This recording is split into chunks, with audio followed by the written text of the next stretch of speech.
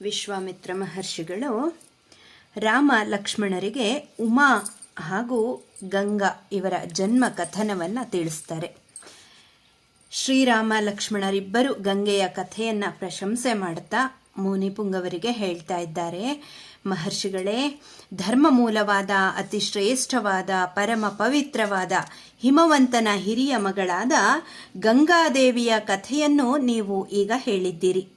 ಆದರೆ ಈ ಸಂಕ್ಷೇಪವಾದ ಕಥಾಶ್ರವಣದಿಂದ ನಮಗೆ ತೃಪ್ತಿ ಉಂಟಾಗಿಲ್ಲ. ಮಹಾಮಹಿಮಳಾದ ಗಂಗಾದೇವಿಯು ದೇವಲೋಕಕ್ಕೆ ಹೇಗೆ ಹೋದಳು, ದೇವಲೋಕದಿಂದ ಮನುಷ್ಯಲೋಕಕ್ಕೆ ಹೇಗೆ ಬಂದಳು, ಇವೆಲ್ಲವುಗಳನ್ನು ವಿಸ್ತಾರವಾಗಿಯೇ ಹೇಳಿರಿ. ಸರ್ವಜ್ಞರಾದ ತಮಗೆ ಈ ಚರಿತ್ರೆಯ ವಿವರಣೆಯು ಪೂರ್ಣವಾಗಿ ತಿಳಿದಿದೆ. ಲೋಕಪಾವನಿಯಾದ ಗಂಗಾದೇವಿಯು ಯಾವ ಕಾರಣದಿಂದಾಗಿ 3 ಮಾರ್ಗಗಳಿಂದ ಪ್ರವಹಿಸಿದಳು? ತ್ರಿಪಥಗೆಯಾದ ಗಂಗಾದೇವಿಯು ಎಲ್ಲ ನದಿಗಳಿಗೂ ಶ್ರೇಷ್ಠತಮಳಾದ ನದಿ ಎಂದು ಹೇಗೆ ಪ್ರಸಿದ್ಧಳಾದಳು? 3 ಲೋಕಗಳಲ್ಲಿಯೂ ಅವಳಿಗೆ ಈ ವಿಧವಾದ ಕೀರ್ತಿ ಉಂಟಾಗಲು ಅವಳು ಮಾಡಿದ ಕಾರ್ಯಗಳಾದರೂ ಯಾವುವು? ಇವೆಲ್ಲವನ್ನು ದಯಮಾಡಿ ಹೇಳಿರಿ ಎಂಬುದಾಗಿ ಕೇಳ್ಕೊಳ್ತಾರೆ. ರಾಮ ಲಕ್ಷ್ಮಣರು ವಿಶ್ವಾಮಿತ್ರರನ್ನ ಹೀಗೆ ಕೇಳಿದ ತಕ್ಷಣವೇ ತಪೋಧನರಾದಂತಹ ವಿಶ್ವಾಮಿತ್ರ ಋಷಿಗಳು ಎಲ್ಲ ಋಷಿಗಳ ಮಧ್ಯದಲ್ಲಿ ಗಂಗಾವತರಣದ ಕಥೆಯನ್ನ ವಿವರವಾಗಿ ಹೇಳಲಿಕ್ಕೆ ಮುಂದಾಗ್ತಾರೆ. ಪೂರ್ವದಲ್ಲಿ ತ್ರಿಲೋಕವಂದ್ಯನಾದ ಮಹಾ ತಪಸ್ವಿಯಾದ ನೀಲಕಂಠನು ಉಮಾದೇವಿಯನ್ನು ಮದುವೆಯಾದನು. ತನ್ನ ಪತ್ನಿಯನ್ನು ಕಂಡೊಡನೆಯೇ ಪರಮೇಶ್ವರನಿಗೆ ಕಾಮೇಚ್ಛೆ ಉಂಟಾಗಿ ಉಮಾದೇವಿಯೊಡನೆ ಸುರತ ಕ್ರೀಡೆಯಾಡಲು ಉಪಕ್ರಮಿಸಿದ.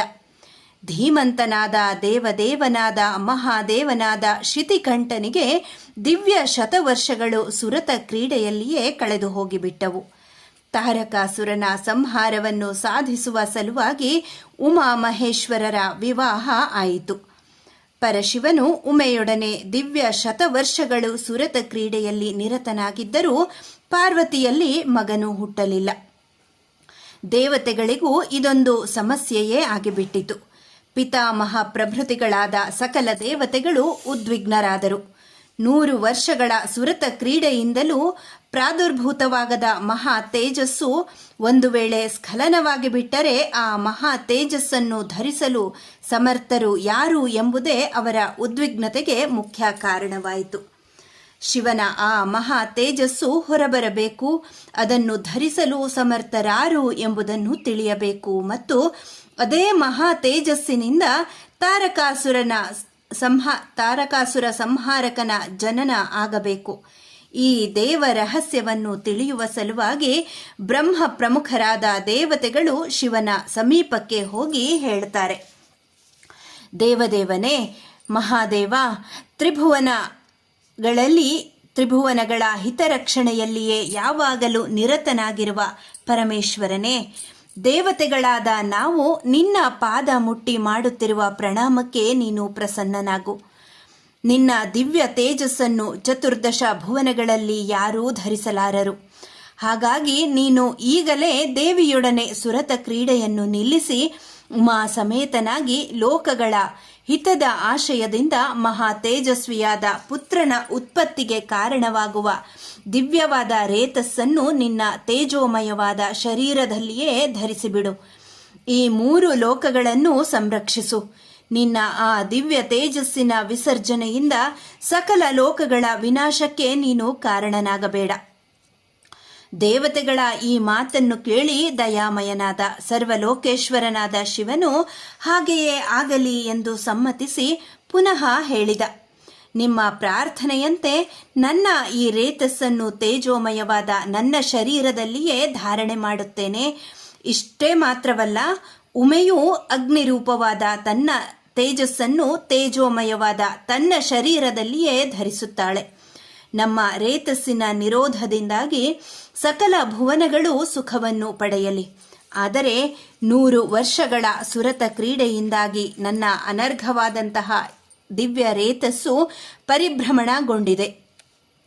ದೇವ ಕಾರ್ಯದ ಪೂರಣಕ್ಕಾಗಿಯೇ ಮಹಾ ತೇಜಸ್ವಿಯಾದ ಪುತ್ರ ರೂಪದಲ್ಲಿ ಪ್ರಾದುರ್ಭಾವ ಆಗಲಿರುವ ಈ ದಿವ್ಯ ರೇತಸ್ಸು ನನ್ನಲ್ಲಿಯೇ ಹೆಚ್ಚು ಕಾಲ ಉಳಿಯಲಾರದು. ಹಾಗಾಗಿ ಈ ದಿವ್ಯ ರೇತಸ್ಸನ್ನು ಧರಿಸಲು ಸಮರ್ಥರಾರು ಎಂಬುದನ್ನು ನೀವೇ ಸೂಚಿಸಿರಿ ಎಂಬುದಾಗಿ ಮಹಾದೇವ ಹೇಳ್ತಾನೆ.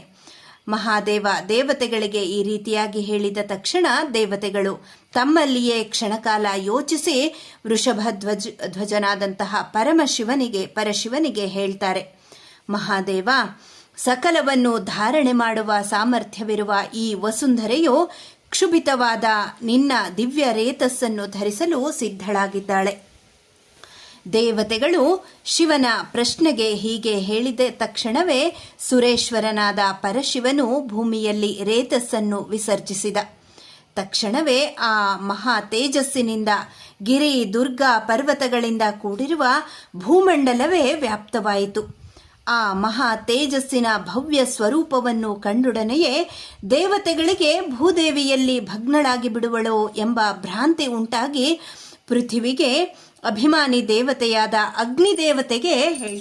ಅಗ್ನಿದೇವನಿಗೆ ಹೇಳಿದರು, ಯಜ್ಞೇಶ್ವರ, ಸರ್ವತ್ರ ವ್ಯಾಪ್ತವಾಗುತ್ತಿರುವ ರುದ್ರ ಸಂಬಂಧವಾದ ಈ ಮಹಾ ತೇಜಸ್ಸನ್ನು ನೀನು ಈಗಲೇ ವಾಯುವಿನಿಂದೊಡಗೂಡಿ ಆವರಿಸಿಕೊ.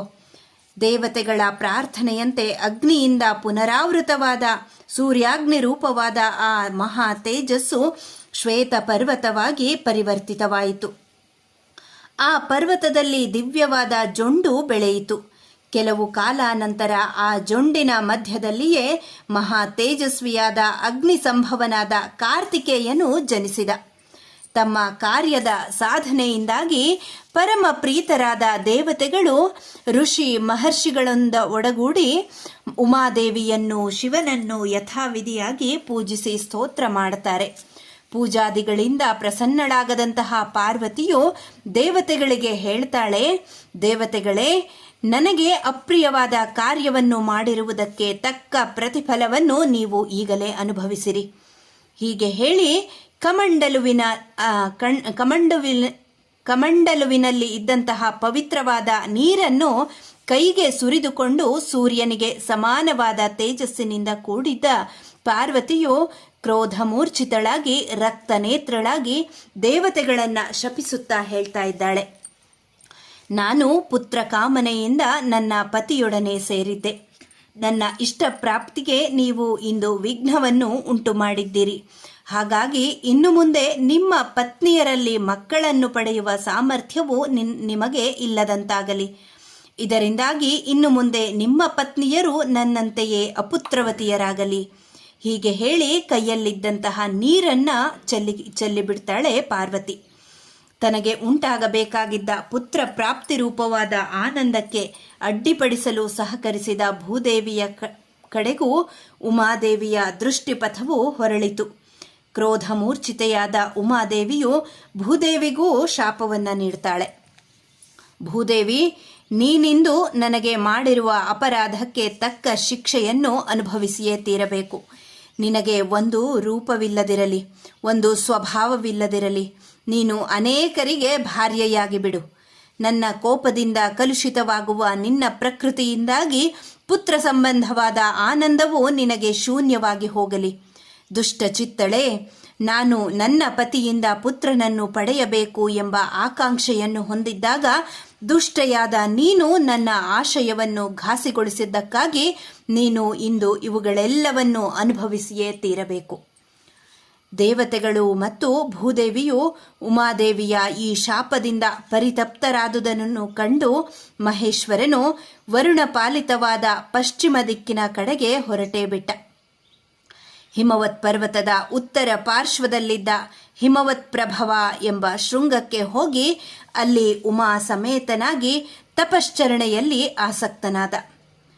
ರಾಮ, ಈಗ ನಾನು ನಿನಗೆ ಹಿಮವಂತನ ದ್ವಿತೀಯ ಪುತ್ರಿಯಾದ ಉಮಾದೇವಿಯ ಕಥೆಯನ್ನು ವಿಸ್ತಾರವಾಗಿ ಹೇಳಿದೆನಲ್ಲವೇ? ನಾನು ಇನ್ನು ಮುಂದೆ ಹೇಳಲಿರುವ ಗಂಗಾವತರಣದ ಕಥೆಯನ್ನು ಲಕ್ಷ್ಮಣ ಸಮೇತನಾಗಿ ಕೇಳು ಎಂಬುದಾಗಿ ಹೇಳ್ತಾರೆ. ಇಲ್ಲಿಗೆ ಬಾಲಕಾಂಡದ 36ನೆಯ ಸರ್ಗ ಸಂಪನ್ನಗೊಂಡಿದೆ. ಧನ್ಯವಾದಗಳು.